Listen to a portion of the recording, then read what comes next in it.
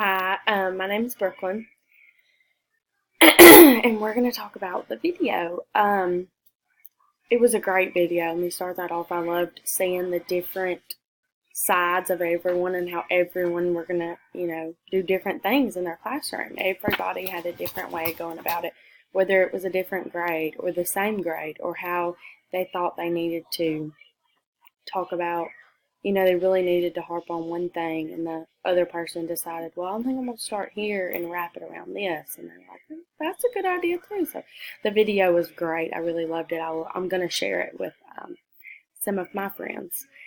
Starting with the first question, why are these scenarios worthwhile learning for every classroom in school?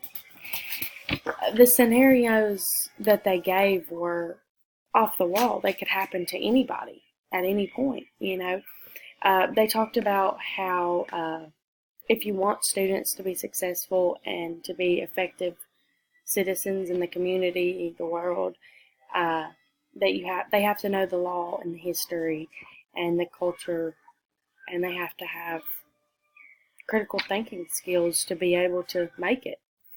They talked about how kids talk to each other. They don't just talk to the teacher. Great point, because I think they learn more from each other. Students who talk to other students, they get it. Like, they may say it in a whole nother way. They grasp that. They also, sorry, I took notes. They talked about having relevance to each child in their different world. Whether they're from the city or the county or that part of the world that everybody, the teacher or the other students are from.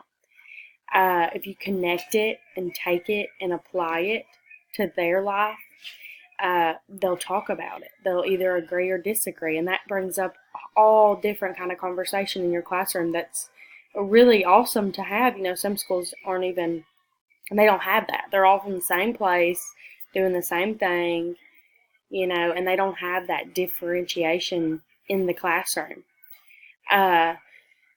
And they can talk whether it's student to student or teacher to student. I mean, it brings up so much. The second question, how are the teachers using their personal lens of cultural responsiveness in each scenario? They all talked about how if you had a child that, like, one of the teachers, I think she was looking at a higher class, she said that, some of her students don't believe in standing for the pledge. And so she was thinking about, going into why the pledge is wrote out the way it is, when the pledge was wrote, when things were added to the pledge. And that really, they're culturally responsiveness to the fact that everybody in the classroom doesn't have the same beliefs. So they used that to their advantage. They talked about it, and it brought up a whole nother, world on why. Agree to disagree and figure out why. It's not nothing that can't be spoke about. They showed different ways to demonstrate the learning. Like, some kids, they know, pledge allegiance to America, the United States, and they don't know, they know what America is, but what's the United States? They know that it says one nation under God, but why? When was that added, and why?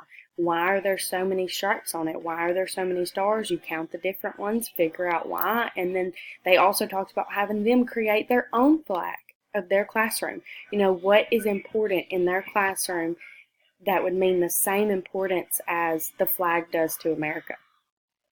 I loved it.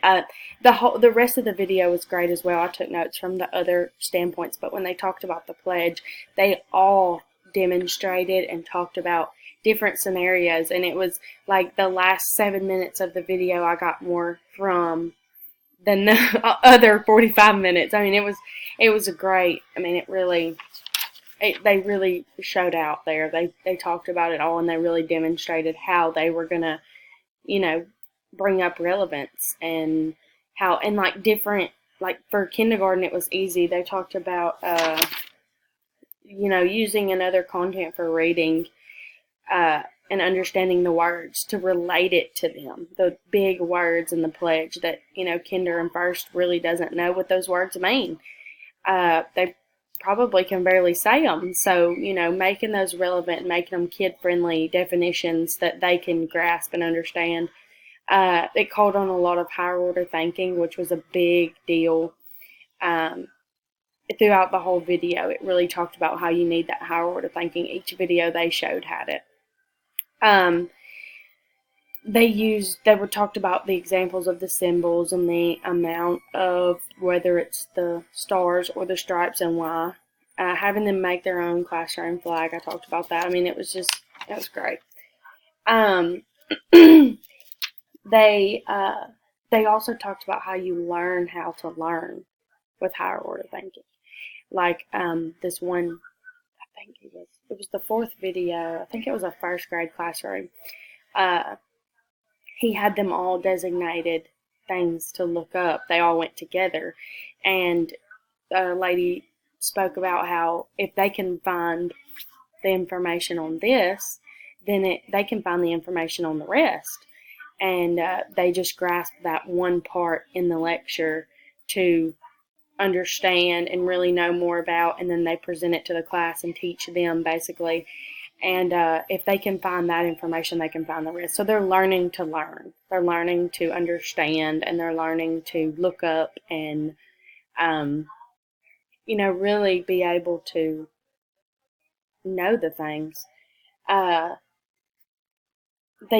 man used the concept of the wheel, and it moved. So first graders loved it, he said. And it was a graphic organizer in the first grade. I mean, that's awesome. Because you use those throughout your whole entire life. I do. They used literature to go in. He said he wasn't really big into the literature or what the book was telling them. He just wanted them to see the difference. And the fact that he got to use literature to even do this lesson was awesome.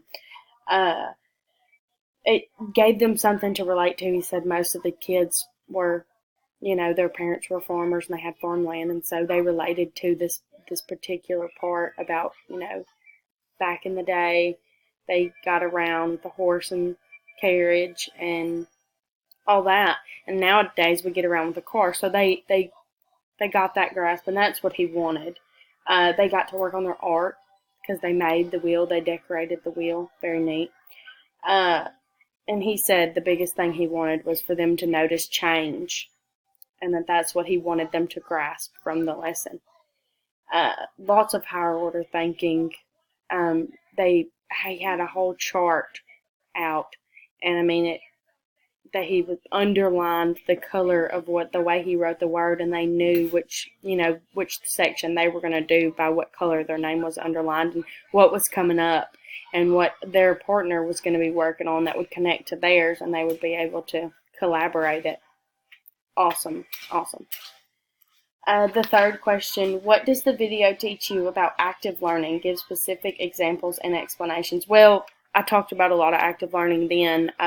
They were very active in the classroom, talking about, going with each other and collaborating their things, and then they would get up to the class and present them to the class about what they found, what they thought was important of the lesson that they learned, and what was different to them, what brought to their eyes, whether it brought to the other eye. The other videos, on the first video, they talked about the sun revolving around the world, and they had a globe in the middle of the room, and they all got up and walked around it. It's very active learning when you're doing it yourself and really seeing what happens, because the world is a huge place, and little kindergartners don't realize that, or first grade, I can't remember the grade, but I'm a college student. It's still a huge thing, it's the world. And she really brought it to their attention that, you are in this is you, and this is the world, and really had them actively learning in the classroom. It was awesome. The big thing, they didn't ask why are we learning this. They knew. I mean, it's the world, it's the globe and the sun. I mean, it's why we're here. She made it very relevant.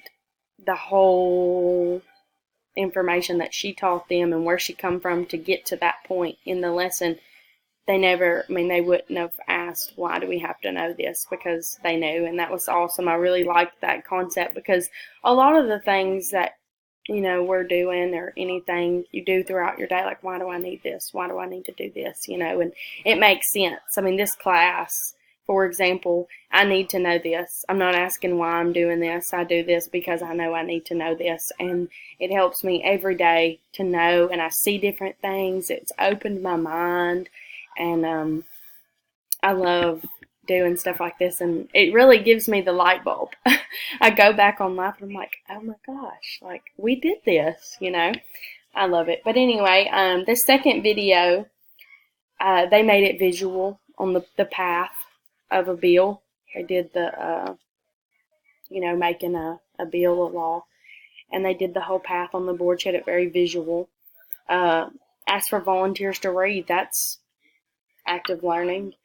And she explains as they went. She made it simple, reviewed, and prepared the next step as they went. They didn't even know she was doing it. I mean, she just was on it.